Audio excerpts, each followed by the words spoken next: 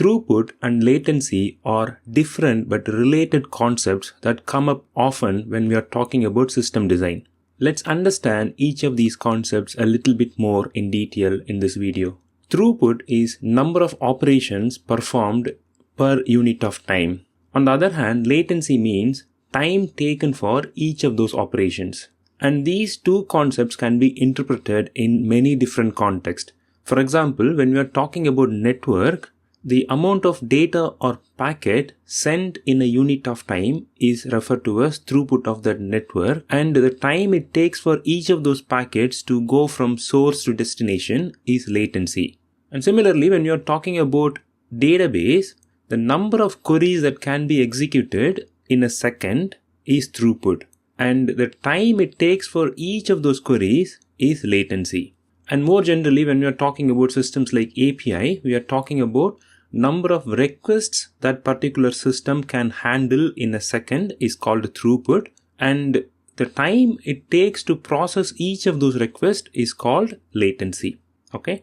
Now let's look at the trade-off between latency and throughput.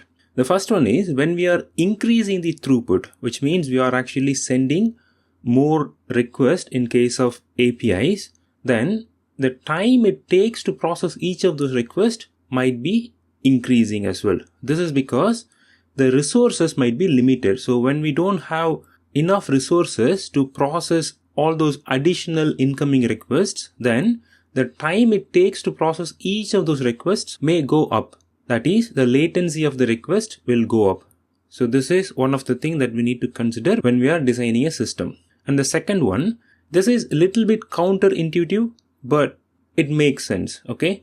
So here we are actually reducing the latency. Let's say, for example, the request normally takes 1 second to process, and we have done some performance optimization, and as a result of that, now it only takes half a second.